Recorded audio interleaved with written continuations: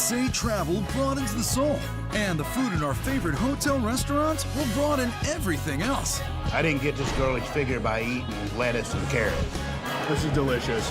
Sweet and salty. Spicy, cheesy. We're making flavor. If you've had reservations about hotel dining, cancel them.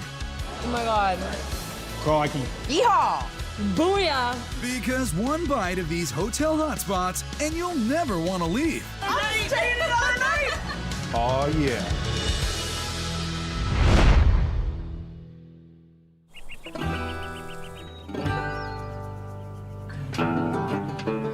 The tiny town of Townsend, Tennessee is snuggled up to the serene side of the Smoky Mountains.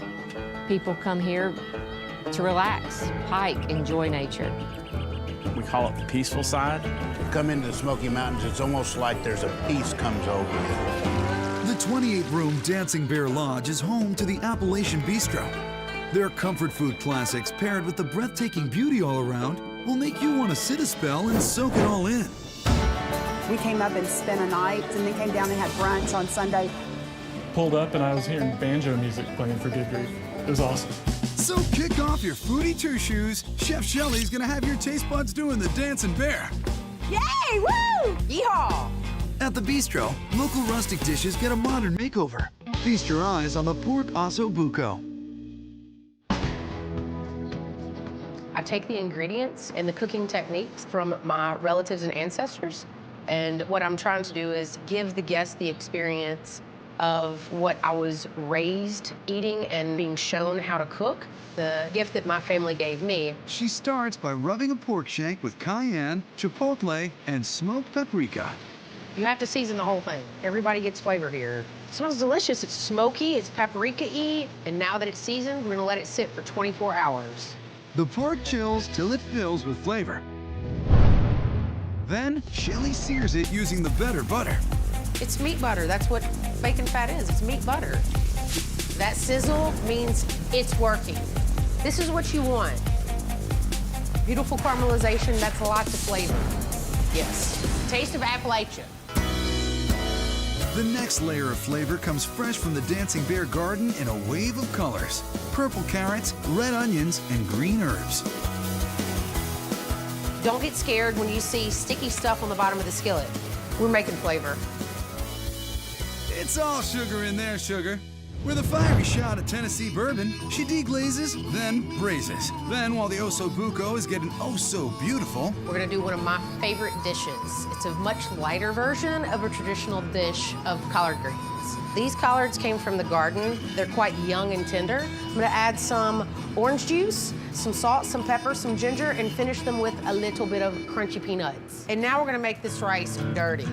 adding naughty bits of ham, sausage, and wild rice, country style. Dirty. Onions and a spicy tomato paste should do the trick. With the crunchy collards and braising broth poured over the pork, this plate is as sexy as socks on a rooster. Ossobuco. The Smoky Mountains have never tasted so good.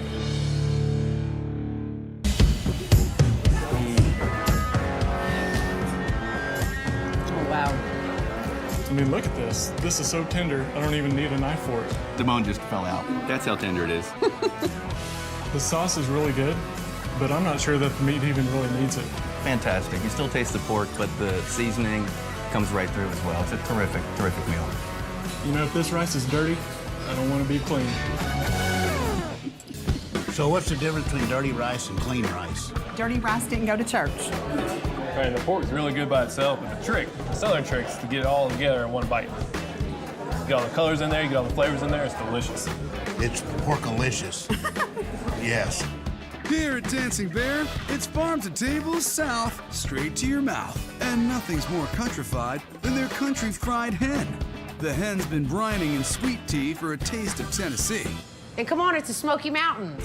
We use sweet tea in everything here in the South. More delicate than chicken, the hen gets a powder of seasoned flour, a bath of buttermilk, and a crunchy coat of cornflakes. Then Shelly lets it beauty fry. It's a gussied up hen. It's wearing a rhinestone jacket. You can tell when it's done by the color. Hey, what's that called down south? Pecan tan. The hen's gonna gonna rest on a potato salad nest. Shelley's sweet on sweet potatoes in place of russets. Then she holds the mayo and opts for cream cheese and soft scrambled eggs. The potato salad looks delicious. We're gonna finish it off with a fresh vegetable slaw from the garden.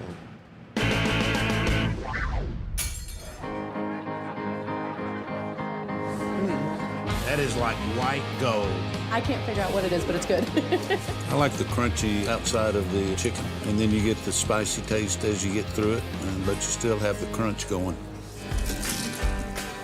I'm starting to think this might be right up here with Grandma. I didn't get this girlish figure by eating lettuce and carrots, but I might take that over a big steak any day. I mean, it is that good. Dancing Bear Lodge, an Appalachian bistro, takes laid-back leisure to new hillbilly heights. It's Southern hospitality, Appalachian cuisine, and the Great Smoky Mountains on the peaceful side. Because this is what America's about.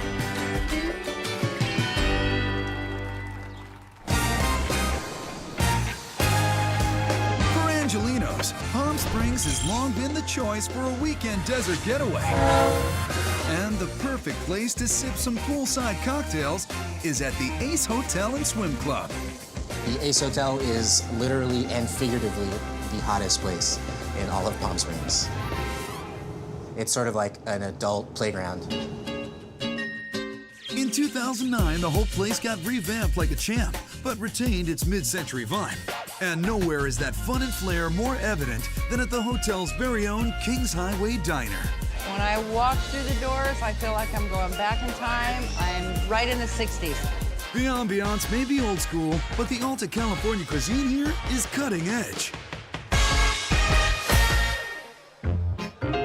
Alta California cuisine, it really started with a group of young Mexican chefs in Mexico and some Mexican-American chefs here in the States really coming together and trying to elevate Mexican cuisine. Cool, modern, hip hotel in the desert has to have Mexican food at its foundation.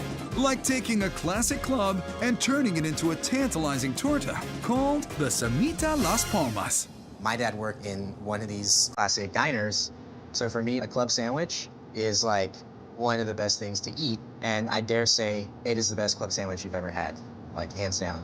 This creative club features robustly flavorful Jadori chicken breasts, all battered in buttermilk and Mexican spices. And we leave the skin on because that's the best part of the fried chicken, right? With all due respect to the South, the best fried chicken is south of the border. The bird basks in the fryer while Chef Carlos creates a crisp citrus salad made from savory herbs and sweet Meyer lemons. Because we're in California and we got Meyer lemons like falling out of the sky here.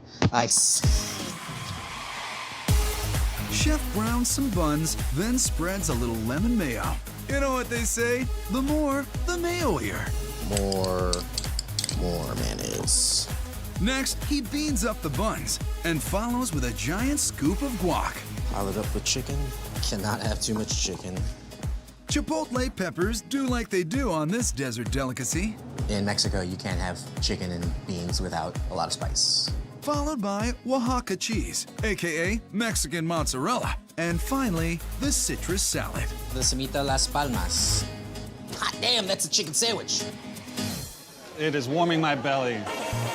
The lemon mayo is very light. Adds a nice creaminess. All the flavors are perfect. It's a damn good sandwich. It's nice and spicy. He wouldn't be able to handle this. Nah. But I love it. Well, I mean, the fried chicken has the perfect amount of crunch, that's for sure. And the guacamole, I mean, who doesn't love guacamole? Oh, wow. That is amazing. The chicken is tasty, it's tender, but the outer shell is crunchy. Amazing guacamole is just like, wow. Even in the dry desert, citrus trees thrive. So Chef Carlo Guardado created an ode to the orange carnitas tacos. Besides me just really enjoying the pork, I'm kind of a citrus junkie. That's why we infuse as much orange as possible. A nice bright acidity with good crispy meat. Chef Carlo learned to cook crispy pork courtesy of his grandparents. He cures it first in cinnamon, spices, and citrus. I'm just incorporating all the flavors and really making sure that that salt, the sugar, the orange, everything else is making its way into the pork. Once the swine is stewed in its own juices, it roasts in the oven before crisping up in a cast iron pan.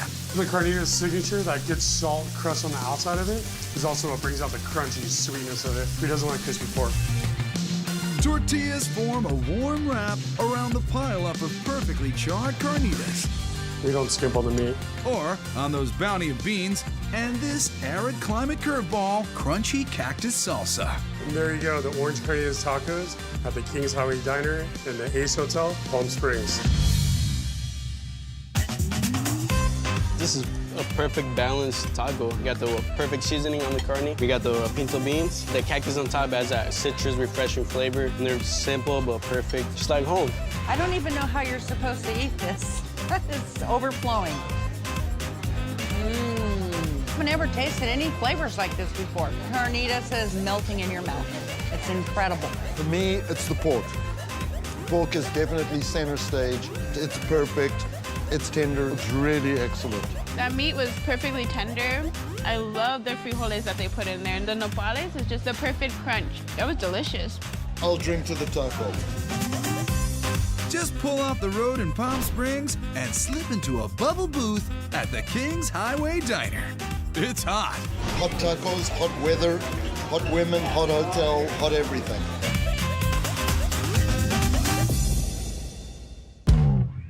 Check into a Texas landmark and check out this 10-gallon hat of a burger. This is the burger of Austin.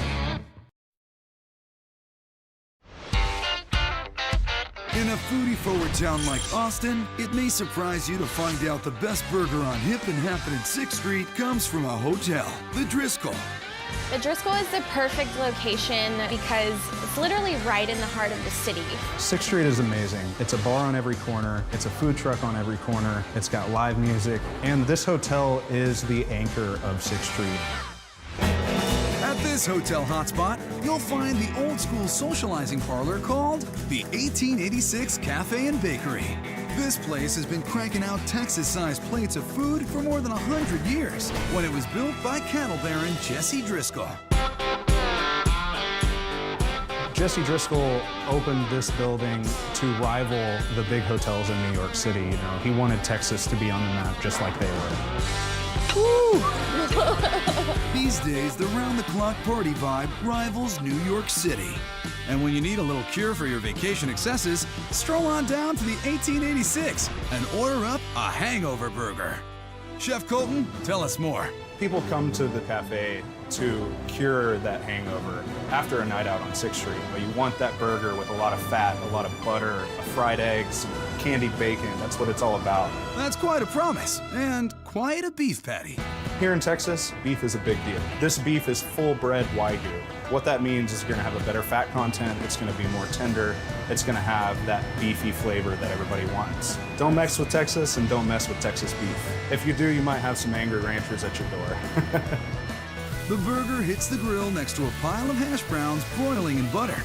In the morning, there is nothing better than waking up and having about a half a stick of butter. I'm getting hungry. Gonna need you to focus and grate some smoked cheddar on that beef. Nobody's ever gonna say, hey, there's too much cheese on this burger. That oil from that cheese is hitting that hot grill and it's spitting up, just basting that burger with this wonderful flavor of smoked cheddar and awesomeness. This burger is a breakfast on a bun. It's everything that's good about waking up. Your body wants fat, and we're giving it to you. Like when Colton coats bacon in sugar and spices. Talk about gilding the meat lily. This is our hangover bacon. It's sweet, it's spicy, it's candy. It hits all those pleasure centers in the brain. A tastily toasted brioche bun provides the platform for our wheel of Wagyu. So we're gonna take our beef, we're gonna put it down on our bun. We'll get our hash browns hot, fresh off the flat top. We'll lay those right on top. And then we'll hit it with our 2 pieces of thick cut bacon. And then we'll rest our egg right on top. This is the 1886 Cafe Hangover Burger. This is what you need after a night out on 6th. Oh yeah, this is it. The Hangover Burger is so incredibly delicious and so necessary for my vital survival at this moment. Wow. Oh my God, the bacon. You've got your fried egg, you've got your cheese. Literally, it melts in your mouth. Oh my God. That sucker That is is as so big as good. my face. That is the best burger I've ever had.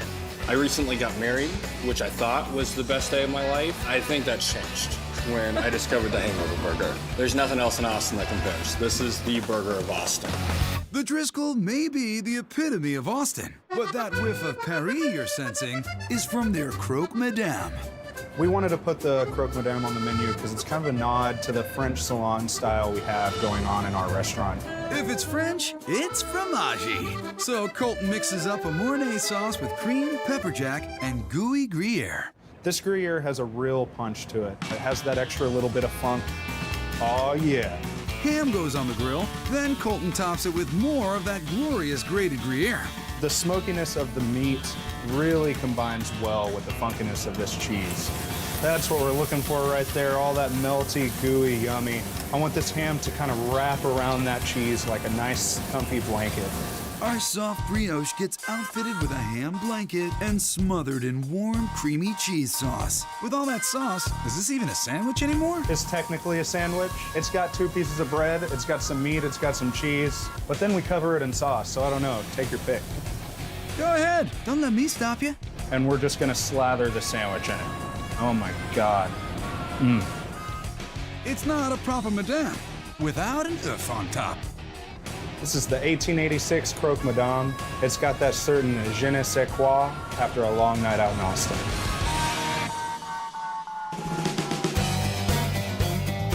Oh my God. Booyah! That's awesome. It's salty, it's sticky, it's really good. Oh, it's creamy and cheesy, and the ham is cooked to perfection. On this bread is unbelievable. Oh, check that out, right? That's cheese, mate. That'd make the crocodile hunter yell out crikey. I taste the melty cheese. It's really gooey. The ham is really rich, really savory. And then the bread just has so much butter on it. It just kind of feels like a big, warm blanket. It's a beautiful, cheesy blanket. I mean, look at this cheese in this sandwich. It just perfectly combines to the melt-in-your-mouth flavor that this sandwich should be. So stumble off 6th Street and tuck yourself into a booth at the Driscoll's 1886 Cafe and Bakery. This is like the oasis in the middle of this 6th Street. There's craziness going on outside. You can come inside and have a meal like that. That's unbelievable. Crazy crabbing on Tiki time in San Francisco. Winner, winner, crab dinner. And we found the top scallops in the country at the lowest possible latitude. Don't mind if I do.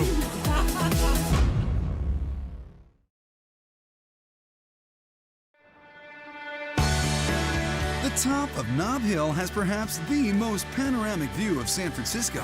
So, it's no wonder that since 1907, it's been the location of one of Fox City's finest hotels, the Fairmont.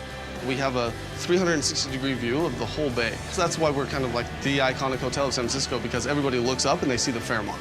Walking into this lavish lobby, you'd never suspect that just a few flights below lies one of the city's biggest surprises. The Tonga Room, the granddaddy of all tiki bars. It's the last thing you expect to find in a grand hotel like the Fairmont. You walk in here and you feel like you're stepping back in time. It doesn't feel like San Francisco. This is full-on tiki, 100%. Sorry, 110%. Designed by an MGM set decorator in the mid-40s, the Tonga Room gives you that complete tropical rainforest experience. And we mean complete. It rains from the ceiling into the pool, and there's lightning flashing, there's thunder sounds going on. Everybody gets super excited when that starts happening. Nothing says special like actual special effects. You're wowed by the room, and then you sit down and you're wowed by the food again. The South Pacific inspiration is also evident in the Pan-Asian menu from Chef Eric Season. That's our theme, is to go more of the Pacific Islands and to create different dishes in different regions so that people can explore different flavors. Flavors like their sweet and spicy Dungeness chili crab. First step is to create the chili sauce. We're gonna saute our garlic, our ginger, and green onion. Then once it's already like a bit brown, we're gonna deglaze it with Shaoxing wine. In Chinese cooking, this one is the #1 staple. Chef Eric, what makes your chili sauce so special? Special ingredients, probably the ketchup and the sweet chili sauce. The combination of the two, the tartness and the sweetness, and a little bit of spice, that makes a dish.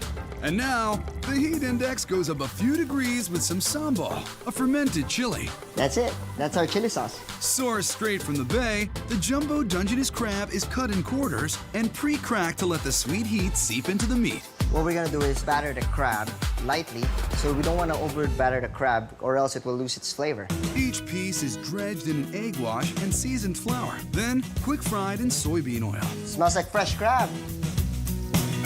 The fried crab gets walked through more flavor paces with garlic, peppers, and that tang-tastic chili sauce. Then our finishing touch is adding our egg. The egg will add texture and flavor. A few finishing touches, and it is done and Dungeness.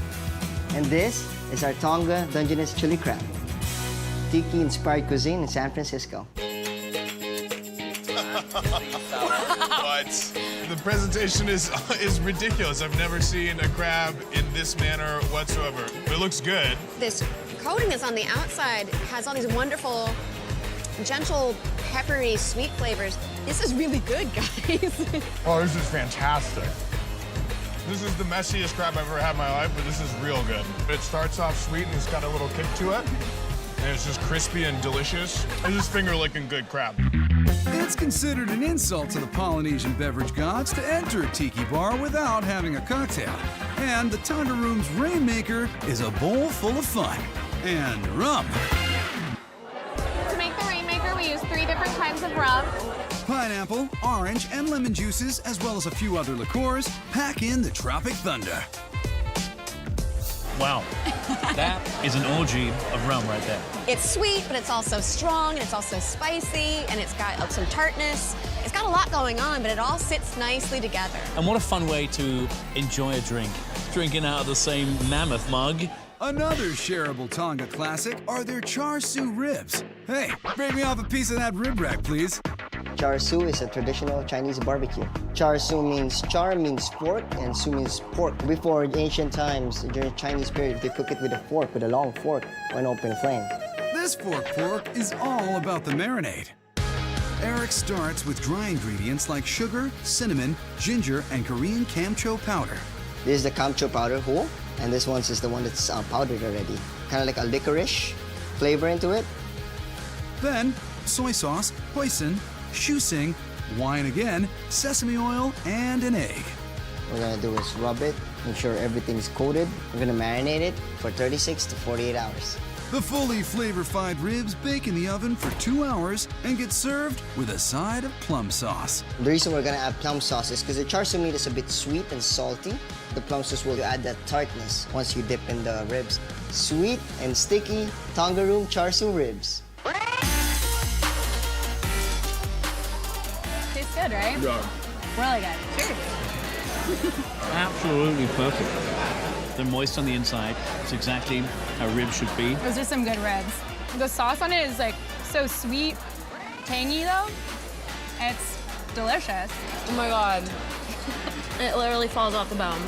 It's so good. I think that this is one of the better ribs I've ever had. Happy tummies. The Tonga Room at the Fairmont Hotel is a tiki time capsule that feels miles away from your everyday. The Tonga Room is the cheapest vacation on the planet because you come here, you feel like you've taken a trip a long, long way from home. We're definitely going on a second date, the 3 of us, after this.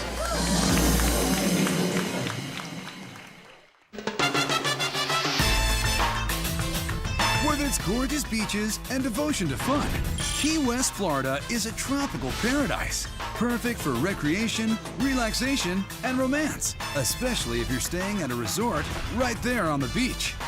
We're at the southernmost, we're eating fabulous food, having great drinks, and I am the happiest bride, newlywed, that you could ever imagine right now.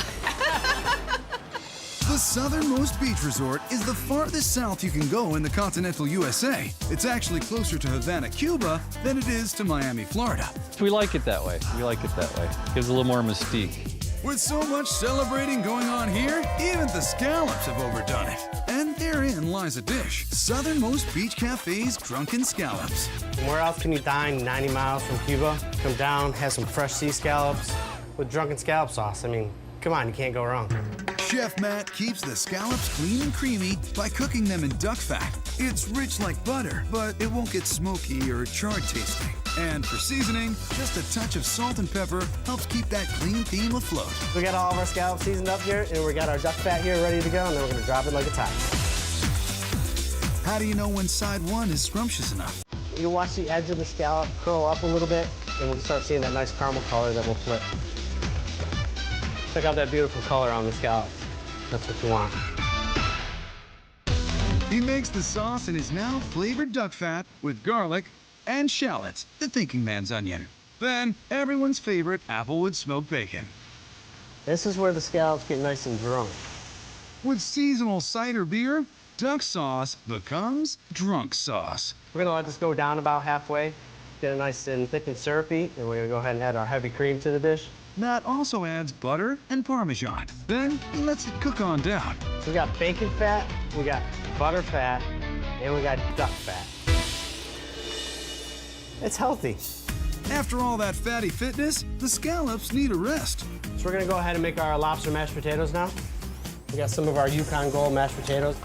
Yukon, and you will, because these are a little bit sweeter, not as starchy as your white potato that you might get. Maine lobster claws arrive on the red eye ready for their mashup. He folds with the gold, and behold. And the best part of our drunken scallop dish is the drunken scallop sauce. So we're gonna go ahead and put that right over our nice caramelized scallops. These drunken scallops are ready to go in Key West. Let's party. Oh my God. It's just absolutely incredible. So good. I love mashed potatoes, but especially when there's lobster in them. You have to taste this. It's like a little piece of heaven. I love the sauce. The sauce definitely makes it, for sure. This is the stuff. This is the lobster with the mashed potatoes, a little drunken sauce, and the scallops. Don't mind if I do.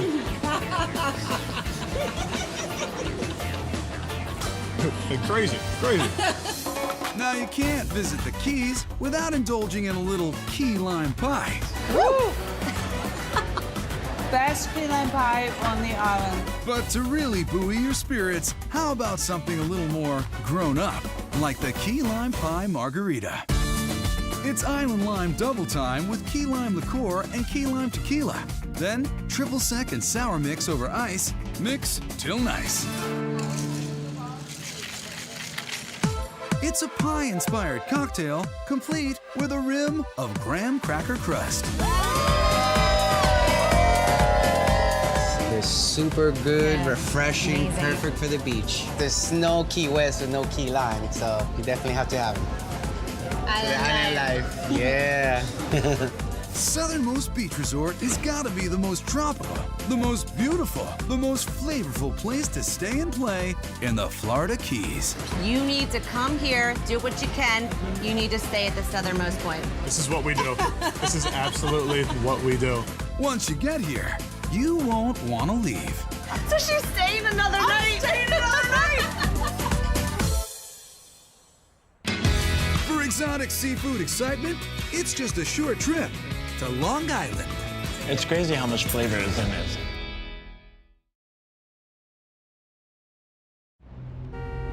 New Yorkers, you don't have to go to the ends of the earth to find the perfect weekend getaway. You just have to make it to the tip of Long Island. For a taste of hotel hospitality with a hint of hipness, check into Surf Lodge in Montauk. Surf Lodge is not just about the hotel. We have great live music, great food, and it's the best place to stay in Montauk. Executive Chef Robert Sieber is captain of the kitchen, and he's setting a course for bold, big city flavors. Very proud of the seafood here at the Surf Lodge, mainly because the dock we use is only a half a mile away. I can go each and every morning before work and see what they have, and I can change the menu based on what we have available. The food and the local flair bring you in, but it's the laid-back vibe that tempts you to stay a while. Well, thanks for coming in, guys. Thank you. Thank you. The Surf Lodge is like, for me, it's all about vibe. It's like all about a sense of community and like just kind of cool, good people. We come here whenever we can just to grab a bite. Yeah. Food's always good. As you might guess by the location, the menu here is seafood ahoy. One dish that'll intrigue even the most adventurous pasta lover is the sea urchin linguine. Sea urchin? I don't know. If you've never had sea urchin, you've got to try it. Sea urchin is essentially a spiky little shellfish. It's creamy, it's salty, and it's sweet. Especially when Robert Sweet talks it in the kitchen romance languages. We take French and Italian techniques and blend it with some Asian flavors. Starting with a Japanese cooking stock known as dashi. The first step would be the kombu. It's essentially dried kelp. It gives the foundation and the nice, rich seafood flavor that we're looking for. The kelp starts in cold water, raised to a slow simmer. You do not want to boil it. That's going to bring out the bitterness within the kelp, and that will ruin the whole stock. The kelp is removed, but leaves behind all that briny flavor, and another seasoning swims into the pot. Here we have bonito flakes, sometimes referred to as katsuobushi. Bonito is a fish very similar to tuna. You might recognize those dried darlings from the top of your sushi roll, supplying that satisfying crunch. Here we have another type of seaweed. It's called nori, and we're just going to lightly toast it and bring out the flavor in it. Lightly is rightly, as the chef waves the seaweed over an open flame. Too much heat and it'll be bitter. I wish you could smell how good this smells. Toasting the seaweed is going to bring out all that rich umami flavor within it. And umami is it tasty, especially when he adds the creaminess of super rich French butter, followed by our plucky sea urchin. Once it's finally cut up, you can add it to your butter. Very rich, creamy, essentially tastes like the sea. Chef adds soy sauce, sesame oil, and mirin, a sweet rice wine. Then, that toasted nori, which has been blended into a powder, sprinkles in. That's perfect. That dashi goes into the pan and is heated up with the sea urchin and butter, along with those Asian flavors. Here to help you lap up that creamy cross-cultural sauce is the pasta, whose name means little tongues, linguine. This is lump crab for another layer of ocean-y goodness. Top it with more uni and micro daikon radish, and this ocean devotional is complete. Sea urchin linguine. For fish this fresh, you gotta come to Montauk.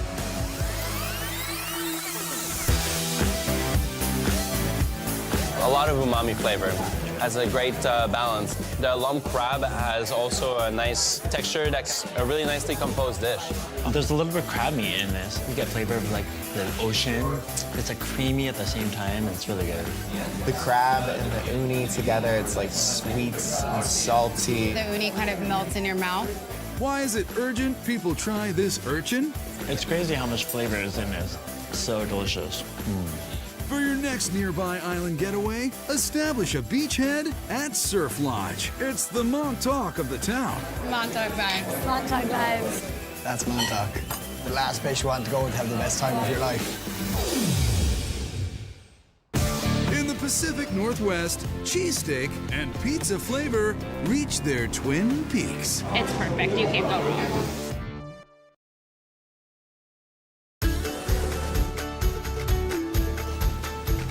Let's escape to Washington State's Salish Lodge, where log cabins and log ladies watch over a wealth of raging water. 268 feet of it, to be exact. Yeah, it's just one of our favorite places. Get to see the waterfalls, walk around, come up here for a drink. It's just very relaxing. You know, I just love the atmosphere. Fans of a certain cult TV show might already recognize that this hotel is not what it seems. The Salish Lodge is known as the Great Northern from Twin Peaks. This is one lodge in the woods you want to get lost in. One of the best places to see all that famous scenery is upstairs in the attic. You know, the attic's a little more intimate, which is really nice, and you got a great view and good food. Another reason to scale the stairs to the attic is their Northwest-style cheesesteak. Chef Shannon, fill us in. Despite being a luxury lodge, we do like to offer comfort foods. You can get a sandwich, you can get a pizza. Sounds yummy. Let's get started. We're gonna make a spice rub from herbs right outside our back door in the gardens. Well, a dry rub is gonna give us that blackening effect, that really nice heavy char and smoky flavor that a lot of us really enjoy when grilling. And there's really no rules besides get as much on it as it can hold. So now our tri-tip is gonna go straight on to the hottest part of the grill.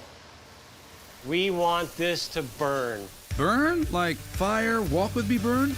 The spice rub and the extra char and burn on the steak is gonna really accentuate that smoky outdoor grilling barbecue flavors.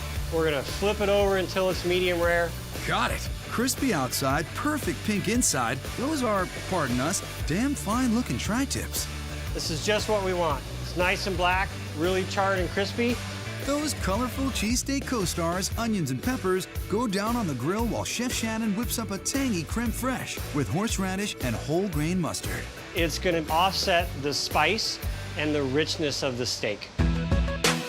The seared steak is shaved, then snuggles into a skillet with the vegetables and smoked cheddar. And it's gonna go into our 600-degree hearth-fired oven until the cheese is all nice and bubbly and crisp. We love the crispy stuff. Yeah, we do. Now get that bun ready for the show. 5 minutes, Dougie Creme Fraiche. A little extra. I like it to dribble out the back when I eat it myself. Then meat, cheese, and veggies bundle up inside the bun under a parka of locally grown garden parsley. Here we have it, the Attic's Northwest style Philly cheesesteak. Real good. Usually with Philly cheesesteak, it's covered with cheese. You don't really get to get to the meats. This one, so much meat in the sandwich, you know what you're eating, and it's phenomenal. The meat has kind of a smoky flavor. It's got great onion flavor, and the cheese works very well together.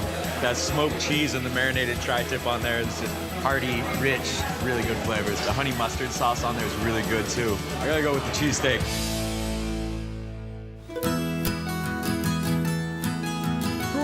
Amateur special agents out there, the Attic features a sweet and spicy sipper called the Dale Cooper. Salish is steeped in natural beauty. Not only do they have their own gardens, there's also an on-site apiary. You'll be grateful for it once you try a slice of their sweet Hawaiian pizza. You can't just have a boring Hawaiian pizza. You got to add a little Northwest twist. We make it a little sweeter by adding some honey from our apiaries that are about 200 yards out the front door. The buzz is that this hand-tossed dough is on the honey-do list. So a little trick is I always keep my fingers rolled under so I don't poke through the dough. Next comes a deluge of local delicacies, tomato sauce, whole milk mozzarella, and artisan ham. Some fresh diced pineapple. Pacific Northwest pineapple? Unfortunately, pineapple doesn't grow here, so we fly it in. That's cool. So it's like they're on vacation. What's next? A little bit of shaved Reggiano cheese, Parmesan Reggiano, and from here it's ready to go in the oven. At 600 degrees, the wood-burning Inferno gets this Polynesian pleasure's crust nice and crispy in no time. Cheese is nice and brown. Crust is a little crispy. A chiffonade of basil, and Shannon sweetens the deal with that in-house honey. The Attic's pizza, it's the bee's knees.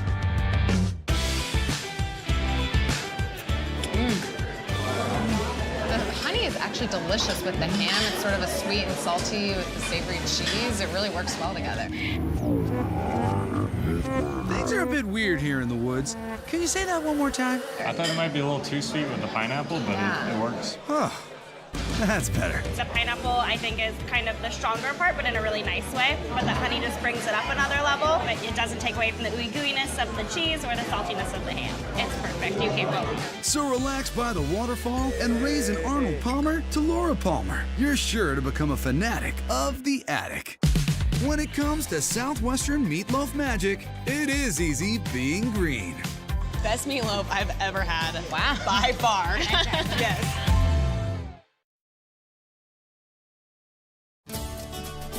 Santa Fe, New Mexico has been a sanctuary for free spirits for several centuries now.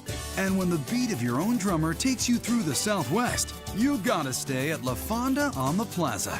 The La Fonda is one of the most amazing hotels to really experience what it was like to be in Santa Fe hundreds of years ago. La Fonda is the heart of Santa Fe. And the heartbeat of La Fonda is provided by the hotel's restaurant, La Plazuela. When you're talking New Mexican cooking, it usually means one very unique key ingredient. Don't leave us hanging. What is it? What's really important about New Mexico cuisine is our red and green chili. The flavor's out of this world.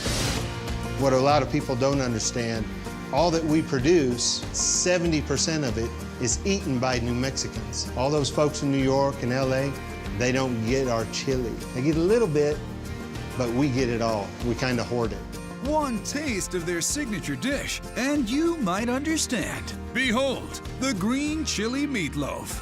But the chilies aren't the only thing that makes this meatloaf special. Right, Chef? This meatloaf's different than your grandmother's. He's not kidding. It starts out pretty standard, with ground beef and ground pork. Then comes a delicious new wrinkle. What I like about the meatloaf is the sweetness of the white raisins and the heat of the green chili. Those raisins add both sweetness and texture. Then comes eggs, herbs, and breadcrumbs. This will help keep your meatloaf together and keep it tight. Followed by the Southwest savoriness. Sauteed onions, green chili, and pinon. Pinon are, of course, pine nuts for a hint of pesto freshness. And now we get to mix it all up.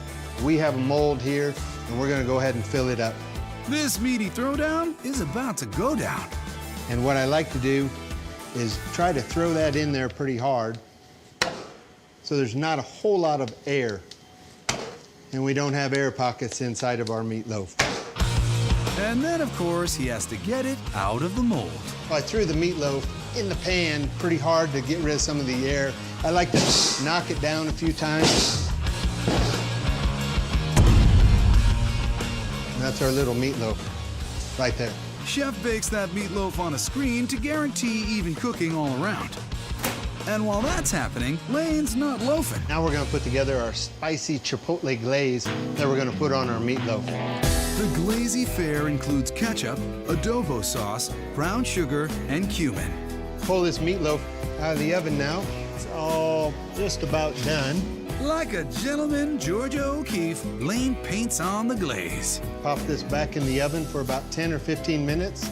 That'll help the sugars in the ketchup and the brown sugar caramelize on top. That's exactly what happens, and it just gets better from there. These are roasted garlic, buttermilk mashed potatoes, zesty tomato sauce, and a few little slices of heaven.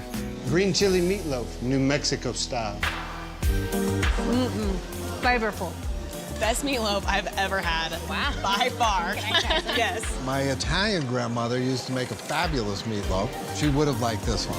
The meatloaf is glazed and it's a little bit sweet, and that really combines well with kind of the spice of the meatloaf and the mashed potatoes. I like the pinon and the green chili and the way it combines and comes together. The red chili sauce kind of puts that finale on it.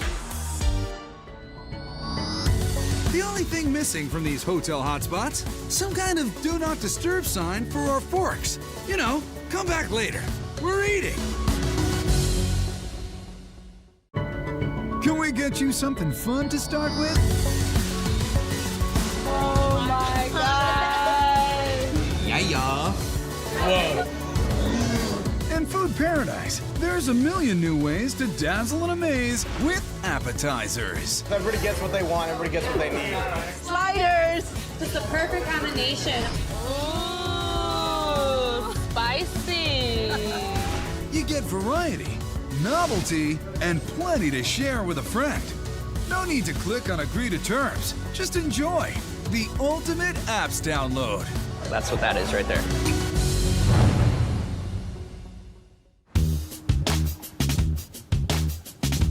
Welcome to Atlanta, or should I say Applanta, where at a parkside hideaway called The Nook, they know what starters get it started in here. We're blessed with this location, and we take it very seriously to provide awesome food and a great atmosphere and great drinks. Our appetizers are like entrees. That's no joke. Check out the size of the Nook's smothered tater tot abstravaganza, the Macho Tacho. Tachos are nachos, but instead of tortilla chips, we do tater tots. The Nook has 5 kinds of tachos on their menu, and the Macho Tacho combines them all into one 5-pound pile of goodness. The Macho Tacho is the ultimate appetizer. You know, we have tots that we just cover in all kinds of goodness, a little bit of everything. Including 2 specialty sauces, creamy cheese and cola barbecue. Here at the Nook, we prefer to make our barbecue sauce from scratch and not from a bottle. The soda-based sauce starts with a sauté of veggies, including bell peppers, onions, and jalapenos. The next step in the process is I deglaze it with cola, and then from there I add the brown sugar, the cayenne, and the chili powder. A little ketchup, and this barbecue sauce is a many blended thing. Powerful mixer here. That's one in the books. Now commence cultured creaminess. It starts with milk, half and half, and a whole heap of heavy cream. Here at the Nook, we don't do anything just a little bit. Everything is grand here. Including the spice, which means a mass of red pepper flakes mixed with American cheese. And that gives the sauce that extra kick to it. Spicy cheese is mixed with the milk. Now let's make this mountain of munchies. Here you go, folk. This is what 5 pounds of tater tots look like. George drizzles the decadent cheese sauce over all the tots before building tacho number 1, the buffalo. Now I'm gonna add the blue cheese for the buffalo tacho. Okay. Next, we're gonna add chicken. We're gonna top it with buffalo sauce. Tacho number 2 is the redneck. A pile of pulled pork gets doused in that beautiful barbecue sauce, a few jalapenos for heat. The buffalo borders into the redneck, and the redneck borders into the buffalo, creating a taste that could be magnificent. Number 3, the loaded tacho, is a spud spectacular with shredded cheese, bacon, sour cream, and scallions. It's just like the classic loaded potato, but we have tots, and it's beautiful. Tacho number 4, the nacho tacho, includes the classics, pico de gallo, scallions, and sour cream. And finally, number 5, the Mac Daddy tacho. Start with mac and cheese on top. This is our in-house black bean chili. And then it's topped with shredded cheese. And there you have it. All hail the Macho Tacho, the king of all appetizers. Oh my God.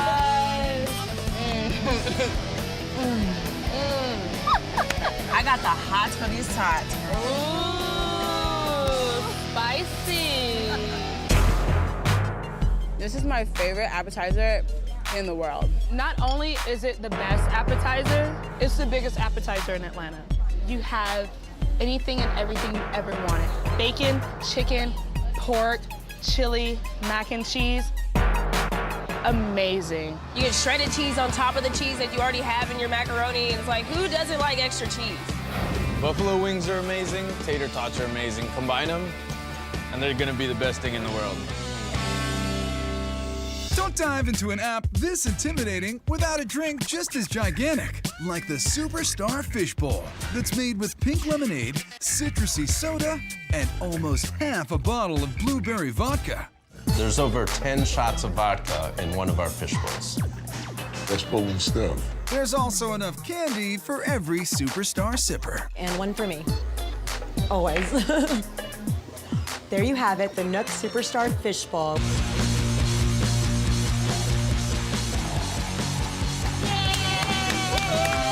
This is the holy grail. The lemonade, the blueberry. If I'm at the Nook, I'm getting this fish bowl because it's fantastic. This is not a sip slow drink. You gotta like tackle it. It's really sweet, so you could call it a candy shot. A candy shot! Candy shot. Can I get a refill? Why save room for your entree when you can just eat your way through the entire app menu at the Nook? Are you macho enough for this, Tacho?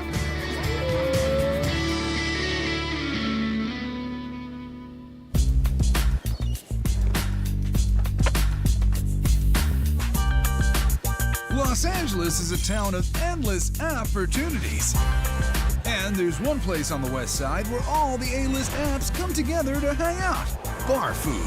I always want something small after work, and this is the spot. The food, I mean, you can't beat it. In my family, we like to eat a million different things. When we go to a restaurant, if they don't have a large appetizer section, it's probably not the place that we're gonna go back to. I like creating a menu where there's a lot of different things that you can eat. Here, variety isn't just a magazine.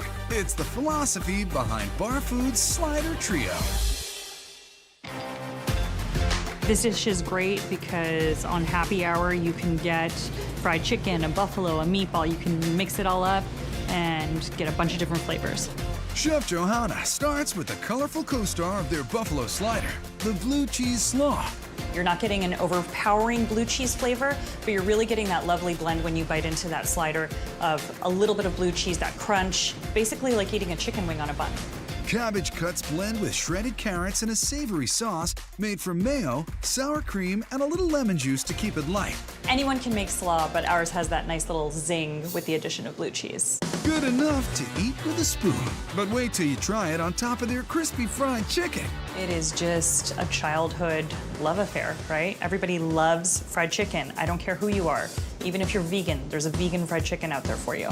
Johanna double dredges this non-vegan version in potato starch, buttermilk, and flour. All we gotta do is give these chickies a little fry bath. I'm not saying she's a diva, but her slider contract writer does call for special buns. For our buffalo slider, we use a pretzel bun, and for the rest of them, we use a brioche bun.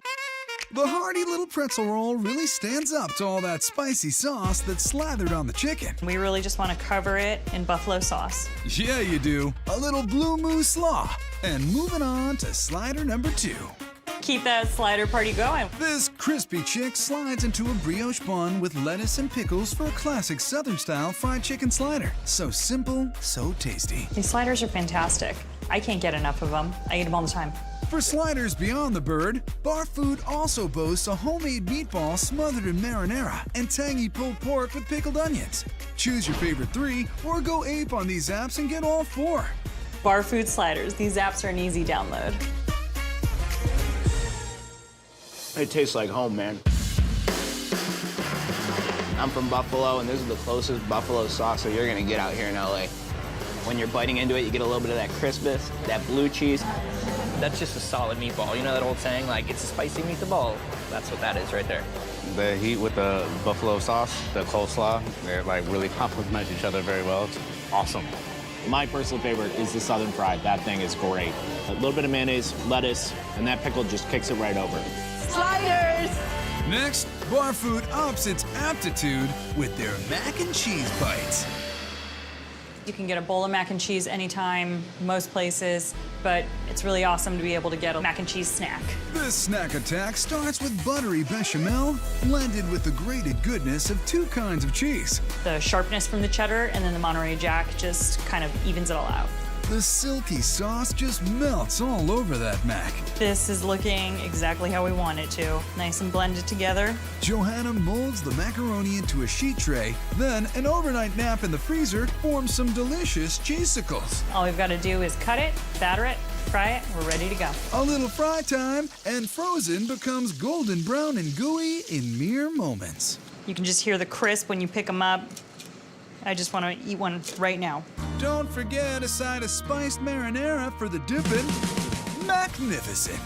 Bar Foods mac and cheese bites. Don't judge a bite by its size. Mac and cheese is awesome, but with that crunch on the outside, the fact it's fried, it's amazing. It's like childhood that you get to dunk in awesome sauce right there. Just everything you want. Chewy gooey and cheesy on the inside, but you still get that crunch on the outside. It's everything you want in an app. So why stew in commuter crawl traffic on the 405 when there's an express lane of tasty apps at Bar Food? This is exactly why we come to this place, man. These appetizers are killer, dude.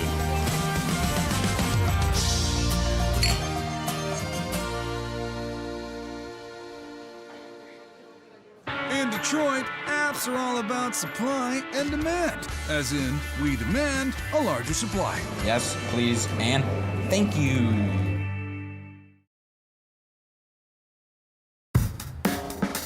Forget your troubles. Come on, get appy in Detroit. A transitioning town with a taste for fabulous food. Yeah. Oh, yeah. Wow. Oh, wow. When you're coming to Detroit to eat and have a good time, you have so many options nowadays. You could go out and party every night of the week and do something new. Such as popping over to the historic Corktown district for some barbecue and beer at Slo's. The cool part about Slo's is it doesn't have a part that you don't like. You just want to come and hang out.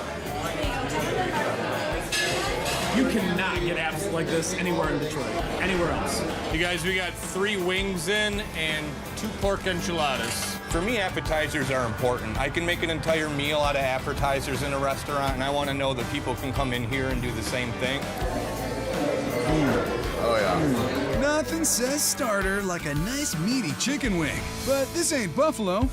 So the boys at Slows skip the hot sauce and dry smoke their barbecue wings. I can't say that I don't love buffalo wings, but I will admit that these blow buffalo wings away. I'm sorry, they just do. We're not here to fight, we're here to eat. Break down the secret levels behind these bone-in beauties. Our barbecue wings here at Slows have 3 levels of flavor. You bring all of those together, you're not gonna beat this flavor, and you're not gonna find it anywhere else. Flavor level number 1, Slows Miracle Marinade. First step is hot sauce. Louisiana style, it brings a lot of tang, just a little bit of heat. You got some crushed red chilies. Salt, amp that flavor up. Fresh garlic, the complexity and just the tang that you get from garlic, you can't really beat it. Then, the all-important oil and vinegar. Vinegar backs up some of the tang from the hot sauce. I would liken this marinade to a really spicy Italian dressing. After a 24-hour sweet heat soak, the wings are ready for flavor level number 2, the spice rub. Brown sugar, salt, pepper, and paprika are the stars of this spice-tacular. Get all this mixed together. You can use your hands too, but I like tools. Wings thoroughly spiced, we advance to flavor level number 3. This is our trusty smoker, Jesco. Jesco White. I like to name all of our smokers after my favorite hillbillies. It's like naming a car, your relationship gets cemented. Good old Jesco Hickory Smoked Slows wings a spell. That's hillbilly talk for 2 hours. We feel that the hickory really gives it that classic barbecue flavor that people expect. Oh, yeah. After the wings achieve the trifecta of flavor, that's what you're looking for, nice and dark brown. Michael flies them back to the kitchen, where they're served up with one of Slows' remarkable homemade beer-based sauces. Slows jumbo smoked chicken wings with beer barbecue sauce. This is how we do appetizers in Detroit. Holy moly. Wow. Man. Oh, these wings are off the chart. You can have your silly Billy deep fried wings. I want no part of that. Perfect amount of smokiness, sweetness. They fall off the bone. I'm a boneless guy. I don't think I'll ever go back. These are amazing. Yes, please, and thank you. I'm in appetizer heaven. A solid starter, but then Slows ups the app ante with a festive take on pigs in a blanket, pulled pork enchiladas. This is a little nod and respect to our neighbors to the south. This appetizer is just gonna turn into like a little flavor bomb of pork and cheese. Bacon fat serves as the base for a saute of pulled pork and onions. Let's get all of that nice smoky pulled pork in here with your bacon fat and your onions. Give it a nice little flip. Pork meets smoked poblano sauce, taking this app from average to A+. That's gonna start adding more flavor and dimension to it. With the pork properly primed with poblano, Michael piles it high into corn tortillas. Full of pork, full of flavor and smoke. And rolls them up snug. Rolled nice and tight like a Cuban pork cigar. A second shot of picante poblano sauce is followed by queso chihuahua. Now it's time to put this in our broiler, turn it into a nice cheesy, porky, gooey appetizer. Oh, look at that. Nice and cheesy, gooey. Top it with pickled jalapenos, and this little piggy is perfecto. We make them slow so you can eat them fast. Good. Probably the best enchilada appetizer I've ever had. It's such an unusual combination, mixing like Mexican and barbecue, but it works. It works really well, yeah. You get that feeling like sweet, then bam, a little heat. This pulled pork is just so succulent and amazing. This is an appetizer, and this is like my meal. I was gonna give you some. That's exactly what I'm talking about. I know, right? If you love barbecue, there's finally an app for that, and it's right here at Slows. So why go anywhere else when you can enjoy the happening apps at Slows? I could eat these every day for the rest of my life.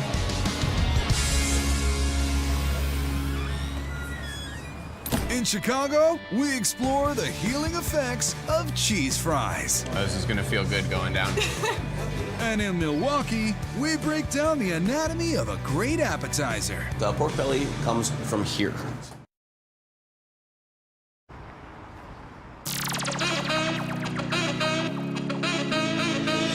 In Chicago, there are plenty of places to eat, drink, and be happy.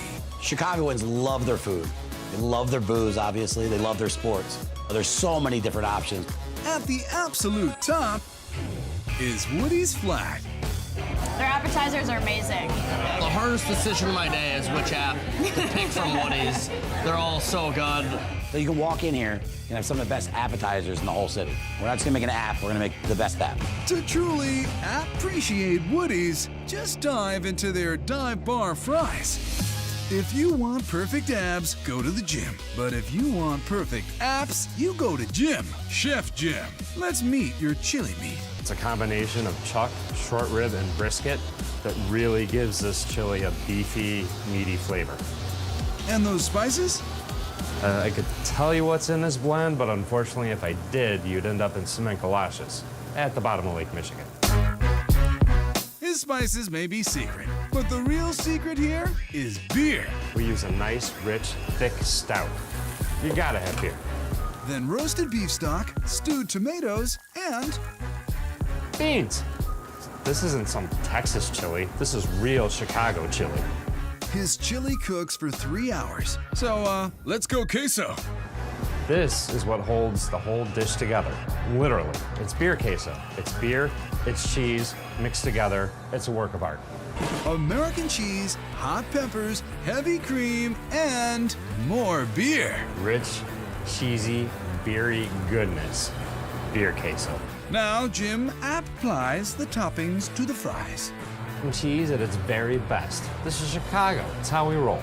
With layers of chili, shredded cheddar, Chicago-style giardiniera, and a fried egg. These are not your ordinary chili cheese fries. Just a sprinkling of scallions and dive bar fries from Woody's. Truly an upscale app. Absolutely. Oh, this is gonna feel good going down. This is an app that I'm going to download into my stomach. Absolutely delicious. I've never seen anything like it. There's like 100 ingredients in it. These are not your mama's fries. The queso is perfect. It's a game changer. Gooey, warm, delicious. I can't stop eating them. Yeah, I love beer. So anytime you can taste beer, we want it on there. Another killer app at Woody's is actually many spectacular apps in one. The Big Board Sampler. The mother of all apps. Jim kicks off this big mama with some mad kitchen magic. Savory chicken plus sweet waffles all in one bite. Pure genius. We're gonna coat our chicken and let that marinate for at least 12 hours. The chicken bathes in buttermilk, spices, and a little hot sauce. After that, it's batter up. We fry it once in a light batter just to give it a little bit of coating and a little bit of crunch, and then we make a waffle-style batter that we recoat it with and fry it till it's golden brown again. Once is great, twice is nice. A sprinkling of lucky sugar dust, and these chicken and waffle bites get into position for the app attack. It comes with some of our warm Bavarian pretzel sticks, our wings, soggies, which is one of our signature items. What, the app? What are soggies? Tuscan bread filled with jack cheese, cheddar cheese, and Parmesan cheese, all melted down, served with warm au jus for dipping. Finally, it comes with some of our signature cheeseburger sliders, which are topped with bacon jam. All right, Jim, let's jam. He puts it all on a big old slab of Woody's wood, and then it's app, and away! Woody's Flat Big Board Sampler. The biggest, baddest app in the Windy City, and that's saying something. It's so good! Greatness. It's a mini bun of greatness. Outstanding. The chicken and waffle bites are my absolute favorite. Sweet and it's savory. It's actually probably life-changing. I could say life-changing, yes. She can have her chicken and waffles, you can have a slider, I got my pretzels. Everybody gets what they want, everybody gets what they need. For what's happening in Chicago, Woody's Flat is the flat-out favorite. Bon appetit. As inviting as a warm mitten, we're headed to Wisconsin, specifically that good land we call Milwaukee. It's here that a local pub wears its pride on its shirt. Drink Wisconsibly. And when it comes to food, this place is where it's happening. Cheers, guys. These definitely have to be some of the best appetizers in the entire city of Milwaukee. Maybe even the county, probably the state. Before he had any business savvy, owner Richard Lorbach had a vision. At the end of every beer commercial, they usually end with, please drink responsibly. And I heard drink Wisconsibly. I created a t-shirt, put it out there, and I couldn't keep them in stock. We call it Wisconsin's official, unofficial lifestyle brand. Realizing he was onto something, Richard opened a corner bar with lots of local flavor. Happy Friday. All based on that t-shirt. Amazingly, it worked. The chef is David Sapp. Even his name rhymes with app. And his appetizers are loved by the folks of this good land. We're gonna make the mother of all apps, the pork belly poutine. Dave starts the poutine with a party mirepoix. That's onions, carrots, and celery braised in beer. And you have to make sure to save a little bit for yourself.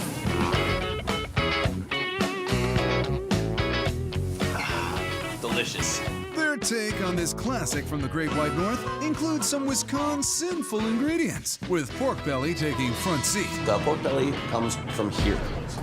Ready for the money shot? Can you hear that? That is one of the most beautiful sounds in the world. Dave sears the meat on both sides before slow cooking it for about 3 hours. The gravy isn't the traditional mushroom variety. It's a beef gravy made with garlic, shallots, cream, and brandy. The brandy's gonna give it a depth of flavor, but it's kind of an ode to our old-fashioned. More on that in a minute. But meanwhile, Dave loads up that gravy with the works. Peppercorns, brown sugar, ketchup, and apple cider vinegar. Ah, it's beautiful. Super yummy. We're ready. French fries, cheese curds, pork belly, gravy, and a secret house seasoning. Oh, snap. That's one gorgeous app. Pork belly poutine. Eat your heart out, Canada. You got a poutine? Table 69? I just really love the cheese, pork belly, and the gravy all in one bite. That is cooked really, really well. That's delicious. Drink Wisconsibly has the perfect libation to chase their starters down. The brandy old-fashioned. There's no other place like this where you can get a brandy old-fashioned out of what we in Wisconsin call a bubbler. Here in Wisconsin, we call a drinking fountain a bubbler. And now we have a bubbler that pours old fashions. If it's a Wisconsin brandy old-fashioned, they might just put a cheese curd on there too. If you notice, there's a cheese curd on top, and it makes it delicious. It doesn't get any more Wisconsin than that. Cheers. Drink Wisconsibly. There's a bit of a Canadian influence in the poutine, but another awesome app here at D-Dubs trades in the toque for a sombrero. Wisconchos are as if Wisconsin and Cinco de Mayo had a baby. Yes, Wisconchos. I've got a feeling we're not in tortilla flats anymore. It truly is like a nacho platter, but with completely Wisconsin ingredients. Bingo, gringo. Let's build this border-hopping belly buster. So we're not gonna use tortilla chips like the classic. We're gonna use crispy potato chips. Kennebec potatoes, with their high starch content, are soaked in water before they're fried, which will level them up to crispy zone 6. So now we're gonna make our beer cheese sauce. It is our Wisconsin's answer to nacho cheese. Dave starts with the classic roux: butter, flour, and milk. And, this being America's Dairyland, he of course adds 3 kinds of cheese. So you want to add a little bit of Worcestershire. It's just going to give some depth to the flavor. We're going to add a little bit of sriracha, because after all, they are Wisconchos. It can be a little spicy. The nachos are layered with the cheese sauce, pork belly, bratwurst, bacon, and jalapenos. Now we're going to take a quick trip to the garden. Get a little bit of lettuce, some red onions, and some diced Roma tomatoes. And there you have it, Wisconchos. This app can't be downloaded, but it's definitely a fiesta in your mouth. All right, guys, ready to go to Wisconchos? Table 42. Oh man, it's good. It's got a kick. These are not nachos, these are Wisconsin. Although we're 1,400 miles from Mexico, this appetizer brings that flavor. With the jalapeno, with the little spice and the cheese, it's just a perfect combination. Play bar dice, and we drink. We have good times. If you're an overworked overalls wearer in Oshkosh or a Madison slacker with the munchies, look up Milwaukee's app capital, Drink Wisconsibly. Fantastic. It is so big, you need a strategy, you need a partner, you need somebody to help you eat all of this. Your taste buds literally sing. Yeah. Up in the Bay Area, they got apps that taste so good. This tastes like Mexico.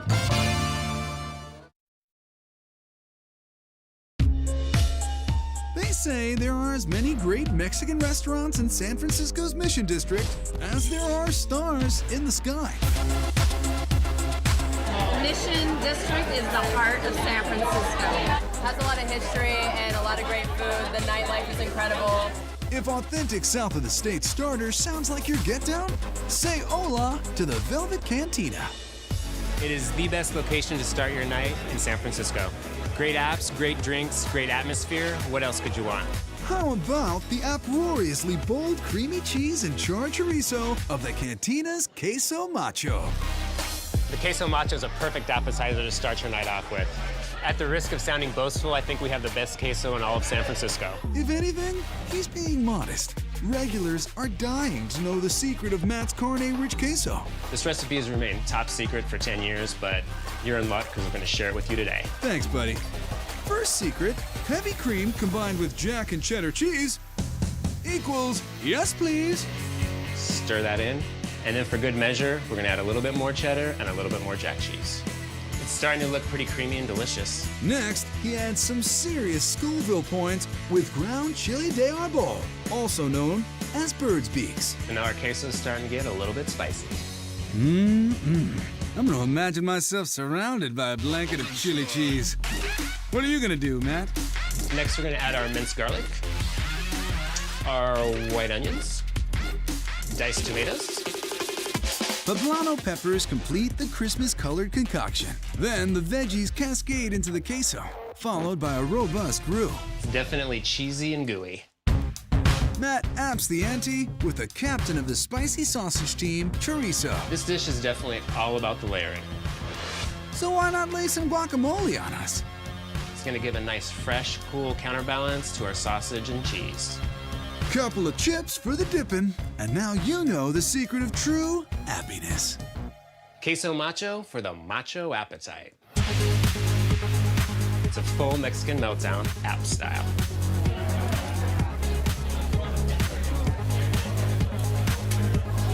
The queso is so creamy. Like if you add the chorizo and a little bit of guacamole on top, that gives it that cooling taste. It's perfect.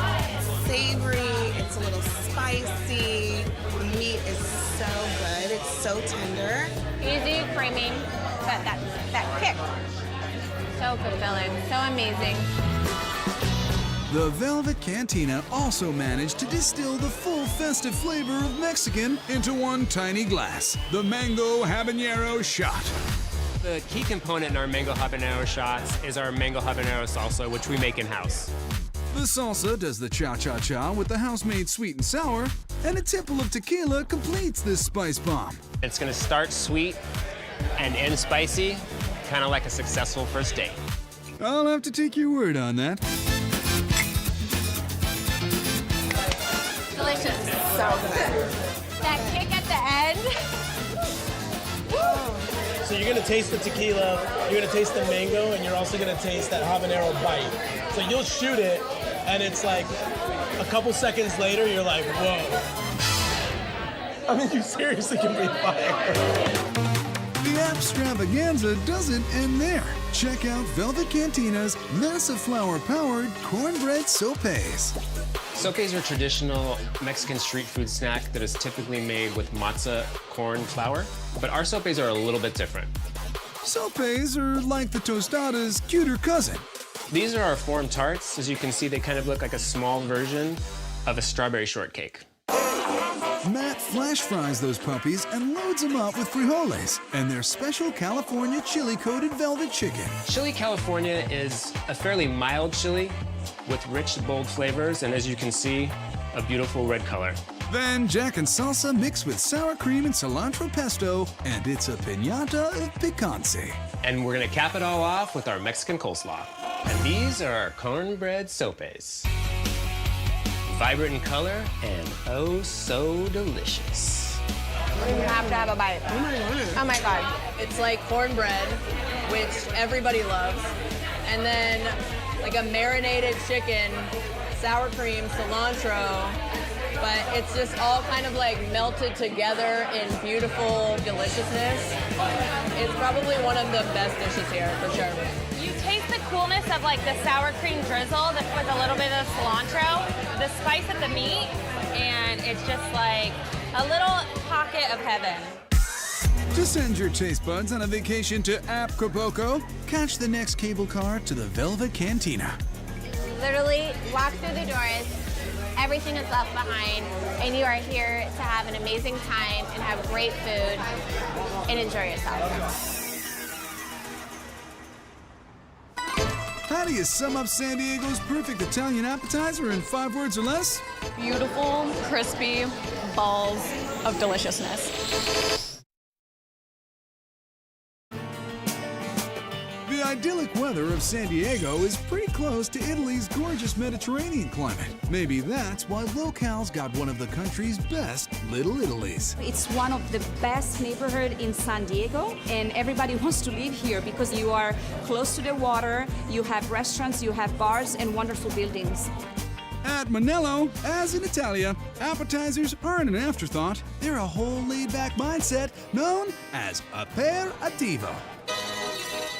We wanted to bring aperitivo to America because it means, very relaxed time. And actually, you don't even look at the watch. You just keep drinking and eating. And that's very Italian. But one phone you'll want to pick up is this little-known Italian treat, Suppli al Telefono, starring Parmesan risotto. Chef Fabrizio, get us dialed in on this tasty app. That is made from scratch with butter, extra virgin olive oil, onion, arborio rice, salt, nutmeg, Parmesan cheese, of course, and Prosecco wine. That gets mixed with a rich, beefy bolognese ragu, which Fabrizio shapes into cones, stuffs with mozzarella, and then covers in panko crumbs and deep fries. When do you add the telephone? Everybody, we have iPhone, but one time the phone, was just 2 parts connected with a wire, so it looks like an old phone. That is adorable. Now, tell me about this sauce. In the sauce is Parmesan cheese, cream, and jalapenos. Suppli al telefono. It's for you. So cheesy. This is so good. These taste like beautiful, crispy balls of deliciousness. So savory. I really love how the bolognese sauce mixes with the mozzarella. It's just amazing. The cheese just like melts in your mouth. I would have never thought to fry risotto. Picture risotto, then you add more cheese to it, and then you dip fry it. And it's just so crunchy and soft inside with that layer of warm cheese. During aperitivo, people don't eat and run, so why not linger a while over one of Manello's most popular starters, Polipo alla griglia, grilled octopus. This is our octopus. Watch how he transforms that sea monster into app magic. A dip in boiling water gives the tentacles their proper curl. Or, as they say in Italy, Arricciare. Arricciare means curl up, is what happened to the octopus leg. The second step is put the octopus in that pot with hot water, add celery, onion, bay leaves, corn pepper, and white vinegar for 2.5 to 3 hours. hitting the right cooking time is crucial. If you cook too little, of course, it's tough and chewy, so it's no good. Perfect texture unlocked. Now to congiare sapore, which means give flavor. Brought to you by salt, minced garlic, black pepper, celery, bay leaves, and rosemary. Without rosemary, it's no Italian. Fab mixes it around with some lemon and EVOO, then lets it marinate for 24 hours before locking it down in the pan.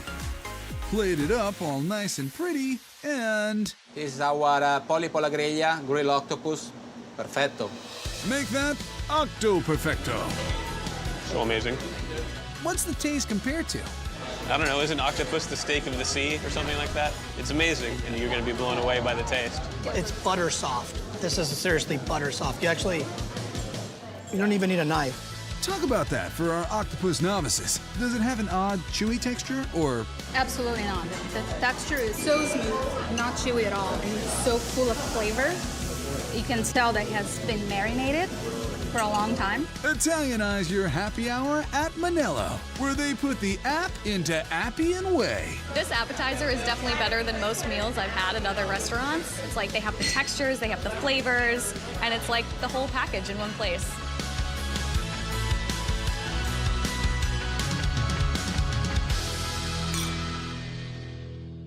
In Denver, high altitude meets high aptitude. Holy cow, so good.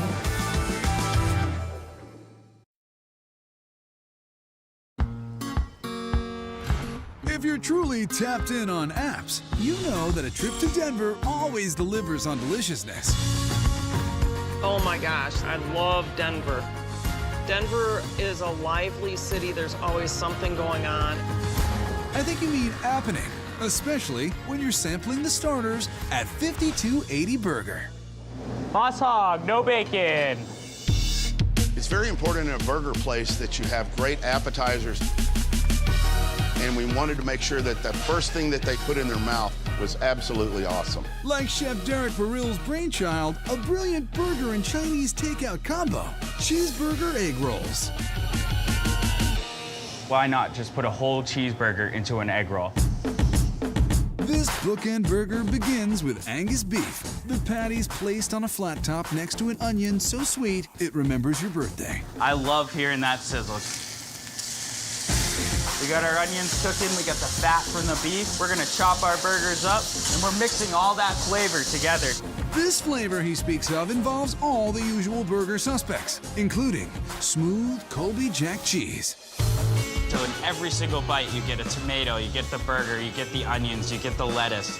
Chef Derek wraps these tasty presents in a wonton manner. You wanna have them nice and big and thick and juicy. Then seals the deal with egg wash. This is gonna make it so your egg roll doesn't unravel in the fryer later. All egg rolls emerge mercifully intact. It's looking fantastic. You see the cheese melted in there. It's just gorgeous. A second sprinkling of cheese for these. You can't go wrong with more cheese, right? Then we send them off with a side of 5280 sauce. This is how 5280 does it. Cheeseburger egg rolls, baby. Nice. I'm gonna crush this. That's on point. That's real good. I like the crunchiness. It's almost like if you had like a crunchy bun on a burger. It's really nice. I love that burger meat. It's not too spicy, but it has a really good flavor to it. You're just really surprised when you bite into it and it's a hamburger. When you're looking for an app upgrade on your spice levels, seek the heat of the 5280 poppers. These aren't your Papa's poppers. It's not frozen, it's not fried. It smells so good. They're very fresh and crisp and taste fantastic. Popper top secret one, house-made pimento cheese. Look how beautiful that looks. The consistency, the texture of it, you know, the great color that brings out the brightness in our jalapeno popper. You know what else brings out the brightness? Bacon. Chef Derek slices and de-seeds the peños, then stuffs them with a pile of pimento. Get lots of cheese in there, because remember, more cheese is better. The packed peppers are wrapped in the rendered bacon. This is a perfect appetizer because the bacon and the cream cheese, when you take a bite into it, it just explodes in your mouth. Right about now, you think he's gonna zig to the fryer, but he zags to the grill. The flat top's so much better than deep frying them because the fat from the bacon renders the jalapeno, the cheese melt. You can smell the pork. It's looking tasty. Fortify with fresh pico, and let's get poppin'. Jalapeno poppers, apps you're gonna wanna download.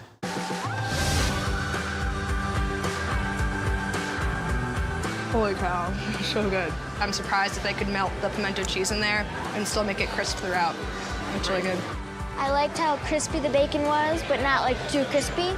And I liked the cheese mixing in with the bacon, kind of slowing down the spice of the jalapeno. Just delicious. I don't think I've ever had an appetizer of this kind. They grill the jalapenos, and it's a different level. It's fantastic. For apps worthy of applause, treat your taste buds to Denver's 5280 burger. Sitting out here outside on a beautiful day, watching people go by, having a nice beer, couldn't beat it.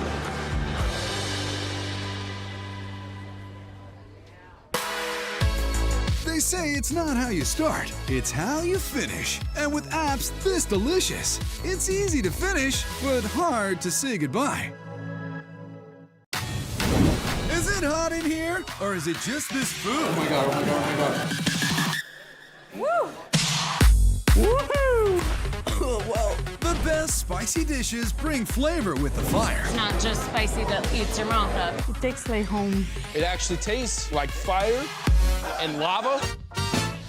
Come on, are you gonna walk on the mild side your whole life? Drink the hot sauce. I'm not gonna drink the hot sauce. Why did you make me do that?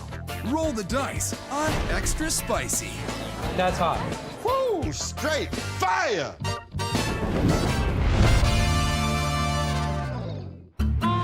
For Southern fried heat, you can't beat Nashville, where chasing down the perfect hot chicken is a local obsession.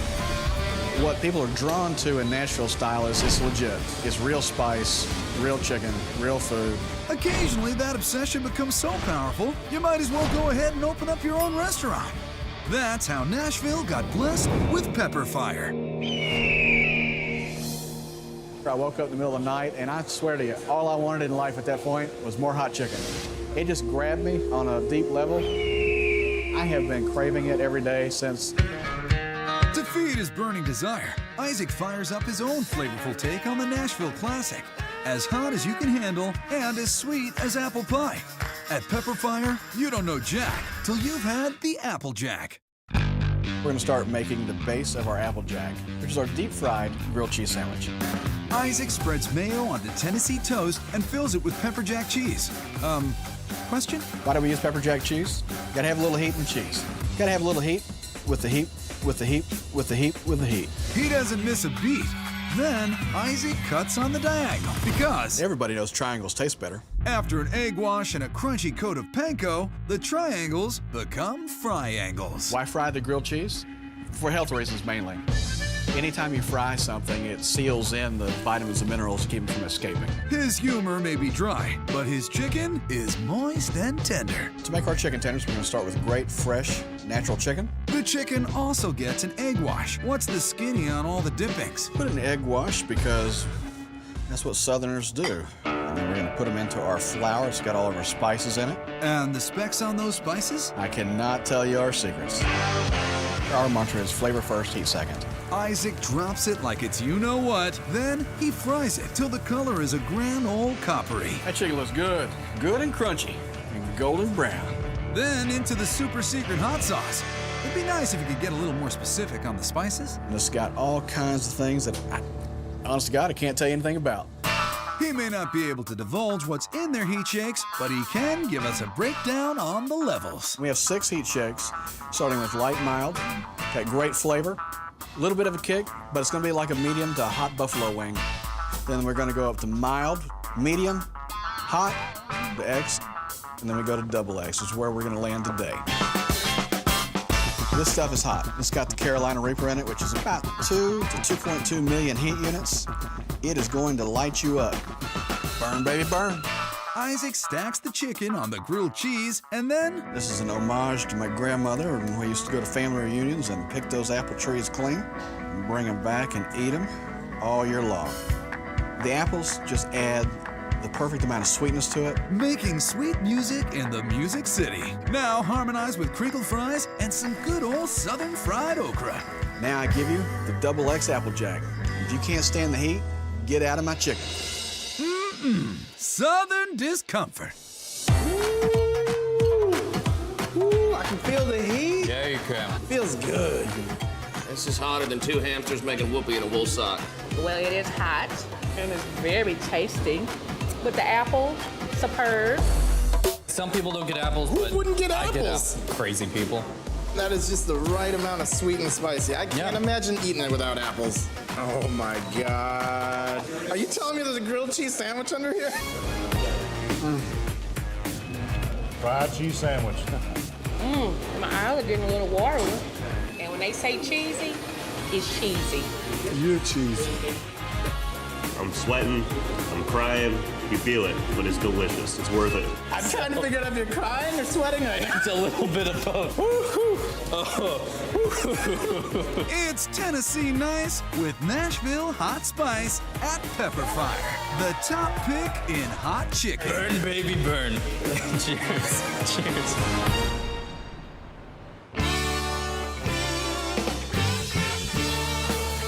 South Congress Avenue in Austin, Texas is the birthplace of that city's keep it weird aesthetic. So to stand out here, you gotta really push the envelope right into the fire. You know, Hop Dotty really represents, I think, the best that Austin has, and that's this keeping it weird mentality. You know, we take things to the excess, and we do that to be a little bit more extreme, a little bit different. It's not just a standard burger bar. The hip daddies at Hop Dotty aren't just keeping it weird, they're keeping it spicy. Extremely spicy. Oh my God, oh my God, oh my God. This is Texas heat. This is hot. For the hottest burgers in Texas, Hop Dotty is absolute fire.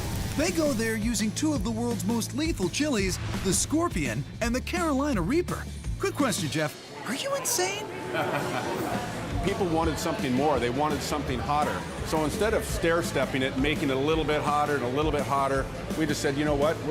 We're going to take it all the way up here.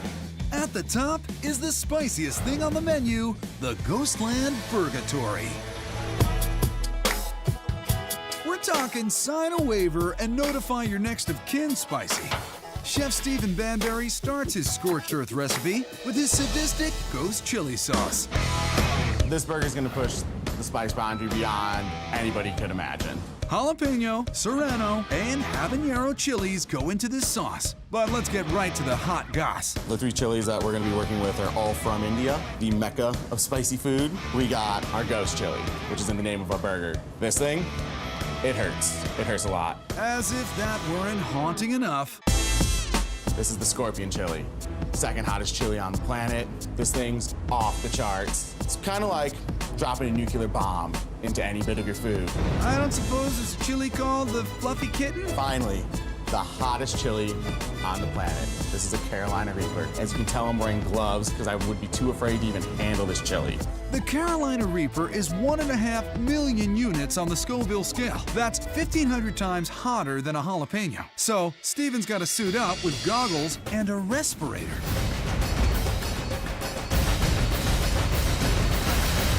All those piping hot peppers are cooked with onion, garlic, and tomato puree, then carefully blended into the finished ghost sauce. From here on out, it's pretty standard burger procedure. This is our Angus beef patty, and it's a mixture of chuck and brisket. Don't expect any heat relief from the cheese. It's a ghost chili pepper jack. Steven spreads some cooling chipotle mayo and veggies on one half of a toasted homemade challah bun, and for the other. We're gonna put a solid lathering of the ghost chili sauce.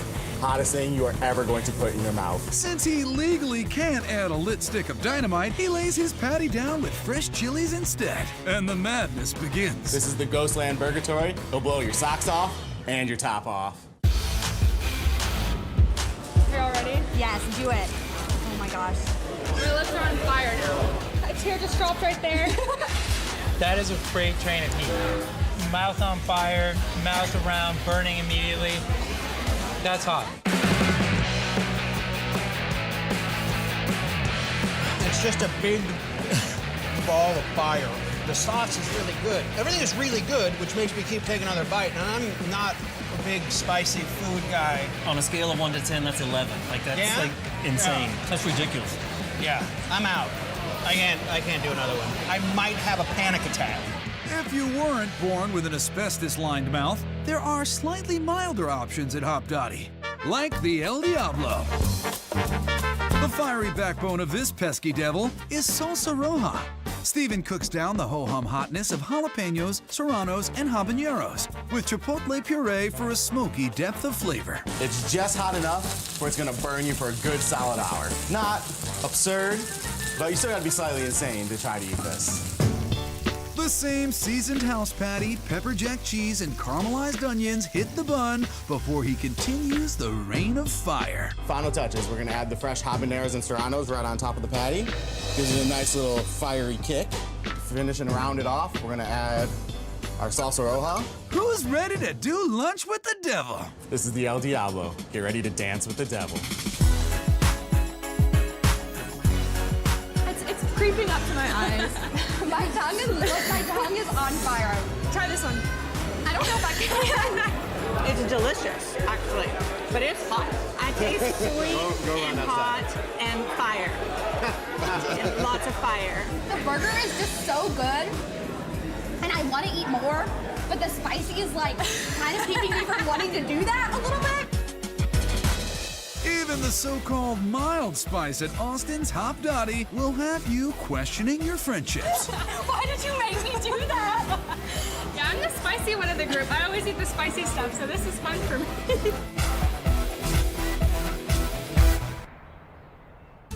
A new Harvard study proves it. Spice life is the best life. I am feeling alive, alert, awake right now. It's like a line of sweat on the crown of my head.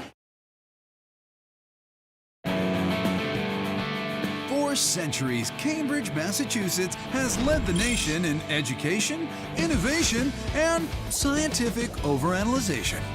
There's a whole science behind the hotness of peppers, the chemical composition of the capsaicin.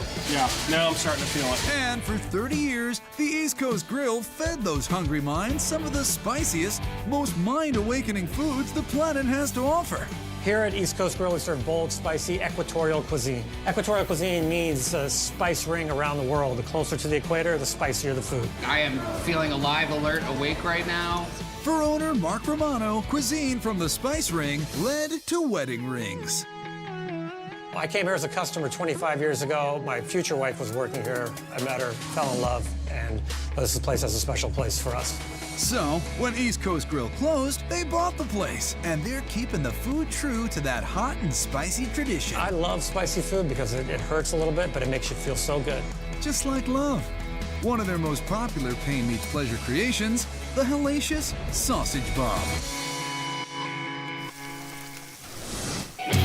You can go to Fenway and get a sausage bomb there, but the one you get here at the East Coast Grill is going to be much spicier, much hotter, and way better. Their house-made sausage features Scotch bonnets, Caribbean cousin of the habanero. This bad boy, about 50 times hotter than a jalapeno. Holy Scoville, Bratman! We use pork shoulder, which is also known as pork butt, and we use it because it has a nice ratio of fat. All this fat is going to make our sausage melt in your mouth. Mark adds spicy chilies and spicy spices. It'll get ground together, and then it's off to the cases while Mark whips up their Inner Beauty hot sauce. Our Inner Beauty hot sauce is a taste of the Caribbean, located right here in Inman Square, Cambridge. The sauce gets an even bigger blast of Scotch bonnets than the sausages. Mustard gives it more heat, fruit juices and sugars give it more sweet. Then traditional Caribbean spices make the Inner Beauty complete. That looks pretty hot and sweet. Sugar and spice and everything nice. Bring on the licks. These are our Scotch bonnet sausages. They've been cased, they've been smoked, and now they're ready for the grill. The live fire grill gives them extra fiery flavor. And we're really close to completing our sausage bomb. They are the bomb. A sweet, soft potato roll crisps a little on the grill. But wait, there's more. You can't make a sausage bomb unless you add peppers and onions and garlic on top. Sausage bomb. Woohoo! Getting loopy. Let's tie it all together, shall we? Bun, spicy sausage, peppers and onions, and the sauce name for the hottest kind of beauty, Inner Beauty. This is our hellacious sausage bomb, taking hot links to a new level.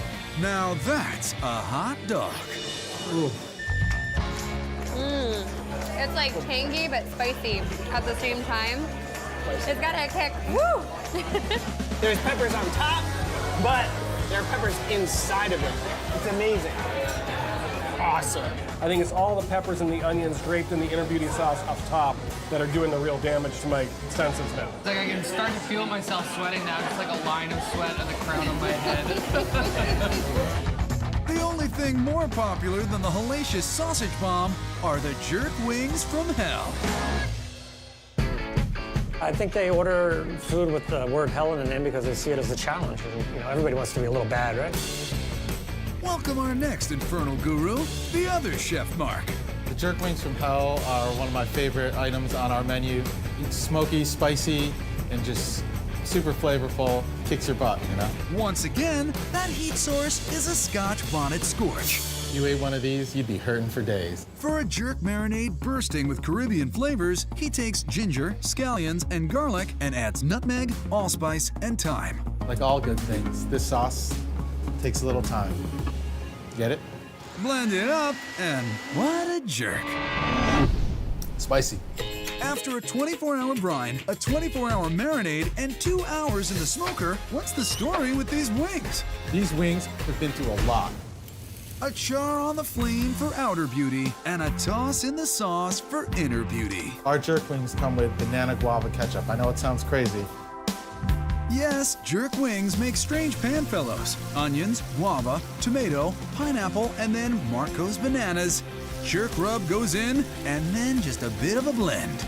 Those big chunks of banana help you with the heat from those wings. Cool. Literally. These are our jerk wings from hell. Hope you like it spicy. Yeah. Let's give them hell. Oh, yeah. Woo! Oh my God, they're so good. They're really so good. Perfect char. Perfect crisp. Perfect. I mean, the flavor is so good, but it definitely has this, like, right spicy heat. So I feel like my lips are on fire right now. I feel like they're like all puffed up like in the cartoons. You're not sacrificing the flavor. I think that's the key point. I'm covered in sauce. I need a moment with my chicken. Cambridge may be a long way from the equator's spice ring, but the East Coast grill still brings the sweet, spicy heat and the love. It's like a burning ring of fire. Like I'm like moved by what you're saying, but also the wings are getting hotter.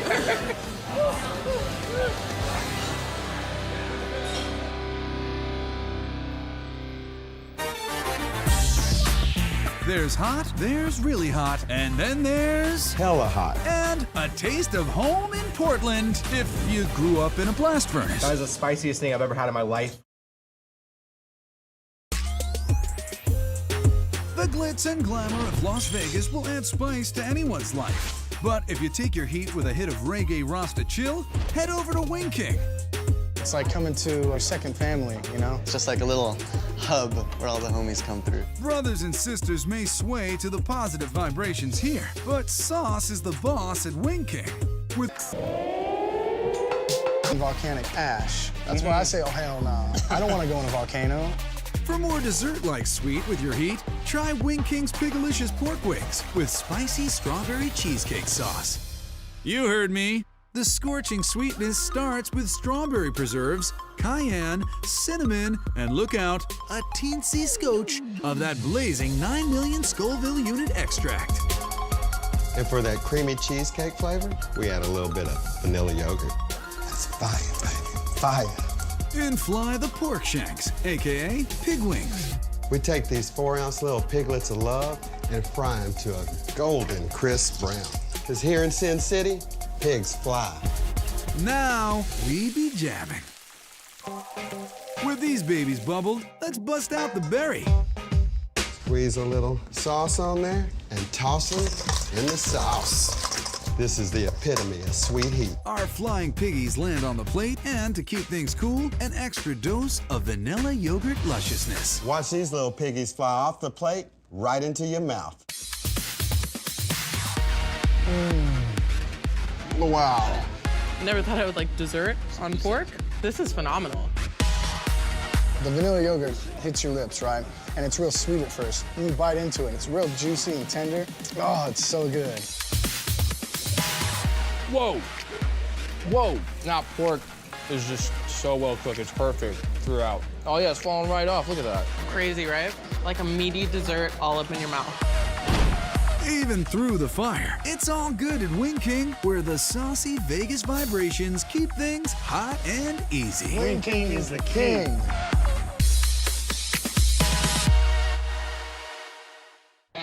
Fans of sweater weather come to Portland, Oregon, because it's totally cool, the people and the climate. But the Mexican food? Oh, that's hot. spicy. Welcome to Alan's Authentic Mexican Restaurant, aka the Domain of Pain. It's the perfect place to melt your face off in a wholesome family environment. If you're ready to tiptoe down the path of fire, start slowly with the spicy camarones a la diabla. These innocent-looking butterfly shrimp get boiled up while crisp bell peppers and juicy mushrooms caramelize in butter with parsley and cumin. The beautiful comino is gonna add a delicious flavor. Meanwhile, Leo whips up a fresh... The shrimp's heat comes courtesy of habaneros. Your choice of pain level, 1 to 10. At a level 5, it's comfortable. Nice kick in the back of the throat. Nothing like the Diablo, though. It all comes together in a flash. Now, who's ready for a date with the devil's little sister? Listo. Camarones a la Diabla. Delicioso.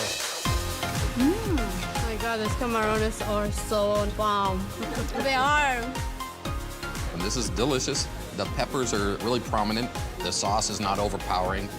I got a real spicy bit there. It tastes like home. So you've made it through the shrimp, and you're feeling pretty strong. But let's step up the temperature. The spiciest thing at Alan's, and quite possibly this entire earthly plane, is the terrifying El Diablo burrito. It's so hot, if you can exercise this demon in under 10 minutes, they'll cover your ashes in a free t-shirt. However, if you set a new record time, you get free regular burritos for a whole year, the shirt, and a hand-blown glass trophy. Tempting, but just making El Diablo is a risky proposition. Cutting up these bad boys barehanded, you're gonna get hurt. Around 1,000 on the Scoville. All right, give it up for Alex, guys. Can't even talk right now. Oh, man. Oh, yeah. Oh, God. Oh, yeah. That's it. Oh, Lord. Oh, man. At 2 minutes and 20 seconds, in the battle between Alex and Diablo Burrito, the Diablo has won. Oh. Good bag. That is the spiciest thing I've ever had in my life. Alan's Authentic Mexican Restaurant is the place in Portland to satisfy that burning yearning. But if things ever get too heated... I always make the margaritas the way I like them, so. In New York City, we curry favor with the Hindu gods of heat. I'm like going through a vision quest right now.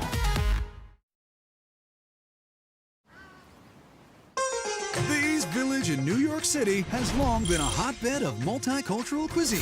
The East Village had a lot of Indian restaurants, especially on East 6th Street. Here on Curry Row, you gotta be hot to be on top. And the hippest hotspot is Brick Lane Curry House. When I want authentic Indian food in New York, I come here. The name and menu pay homage to the Curry Row of London. It's an English-style curry house serving authentic Indian food in New York City. Home to the spiciest curry in America, if not the world. Welcome. For a curry flavor favored by heat seekers the world over, you gotta do the Vindaloo. It is spicy, you definitely break a sweat. We're talking no spice left behind. He starts with a walk on the mild side using Kashmiri chili, mainly for color. These are the dry red chilies. The color is really nice if you use the Kashmiri chilies to make the vindaloo. He proceeds with seeds. Coriander seeds, cumin seeds, fennel seeds, peppercorns and cloves give a little heat, star anise and cinnamon add a little sweet. With cardamom and bay leaves, the dry spices are complete. He rough chops ginger and garlic, then covers everything in clean, clear vinegar. We use white vinegar because we like the colors to be popping. We want the colors to be bright. He marinates till morning, then blends to a peppery puree. That's the color that we wanted. So it's orange, fiery red. Next, he gives it a taste. Oh, no, I'm not eating it. If I ate this right now, I'd probably start looking the same color. Noted. The Vindaloo paste forms the base for several spicy sauces. These are the best tiger prawns in the world. The prawns cook very quickly. The minute they shrink, they're ready to go. This is our Vindaloo. Trust me, it's hot.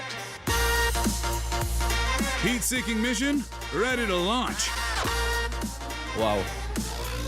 Oh, wow. It's pretty spicy. It's like a slow burn. It's so complex. There's like so many different flavors at once. just the right amount of spicy, Yeah. just enough kick. It's a nice blend of spicy and sweet and tomatoes and onions. I love spicy food. I've grown up on it my entire life. I haven't really found food that's too spicy for me. That sounds like a challenge. You know what they say, pride cometh before the fall. The best way to explain fal is it's insanity. I discourage people from doing the fal. But you know people, they do it anyway. Besides, how bad can it be? They ask me all the time, do you eat it? Oh, hell no. I know what goes in it. So I'm not gonna have it. So we're gonna go from the mildest to the spiciest. So, ginger and garlic, red pepper flakes. Some people find these extremely spicy, but if you find these spicy, you don't even come anywhere close to all these that are to follow. Dry red chilies, fresh green chilies, the vindaloo paste from earlier, then the former heavy heat champion, habaneros. Now, the ripper mash. We got our hands on to the spiciest chili in the world. So if you've ever been pepper sprayed, this is exactly the aroma, the smell that I'm getting right now. This is something that I'm going to be serving you to eat. So beware. An overnight soak in vinegar, a trip through the blender, and then we need to cook. Chicken breast for chicken fall. He adds heat and heat and heat, three-peat. You want to taste it? Yeah, I'm not falling for that one. Nice try, Spice Guy. Here you go. Are you up for some chicken fal? Sometimes revenge is a dish best served hot, really hot.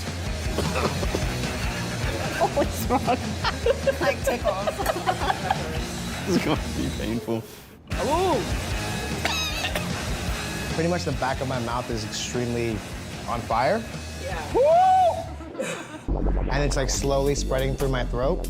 Oh, I'm like going through a vision quest right now. I'm like salivating right now. I know what you're talking about. This vindaloo is great. Whether you like your food incredibly hot or insanely soul-sweatingly hot, at Brick Lane Curry House, you can get it both ways. To the burn! In Chicago, we got pizza that brings the heatza. Let's shake him. Two local guys opened a place to feed that fire. Jamie, Geronimo.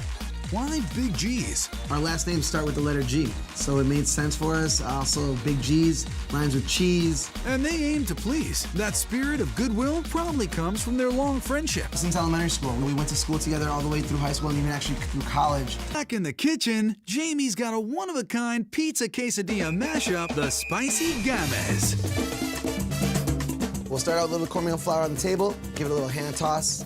The cornmeal gives a little texture, and then this pie starts from the top down, cheese first. This is a different pizza, it's a special pizza. It's true. Like this delicious difference. Creme fraiche is a nice, flavorful combination of sour cream and heavy whipping cream. But at Big G's, you're never too far from the fire. Add buffalo chicken, that little kick that we all enjoy every now and then. Jamie takes this pie to a whole nother level. Before we pop in the pizza, we have to add the top quesadilla aspect to the whole pie. Lay it down nice and gentle. Traveling from Mexico City to Sicily. A little bit of garlic salt, black pepper, and oregano.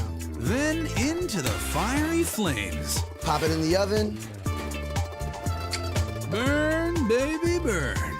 Our pizza's ready, looks beautiful, and now we're gonna top it off with our last ingredient, delicious and creamy Wisconsin cheddar. This pizza is its very own melting pot. Spicy Games Quesadilla, the perfect fusion of Mexican and Italian dishes. Delicious. It has a different kind of flavor to it, a little kick to it. I like spicy. This is a good level of spice for me. It was cheesy, but then after that, it was spicy. There's plenty of spice. I think it's perfect. For Chicago spice that'll... Check this Colorado fitness craze, the Spicy Barbecue Workout. When people start eating it, it's releasing endorphins, they're getting a sweat, really enjoying the time.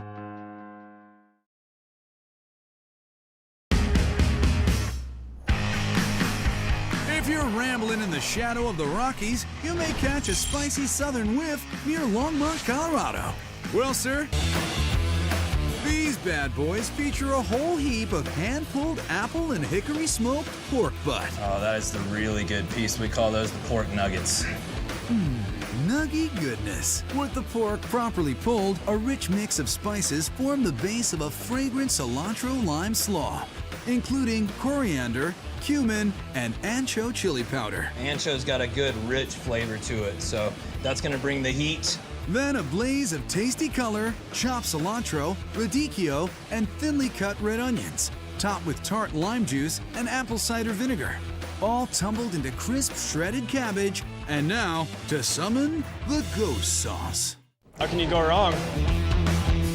Just think, there's even hotter peppers out there waiting to humble some hotshot. Because in spicy food, it's not the heat, it's the humility.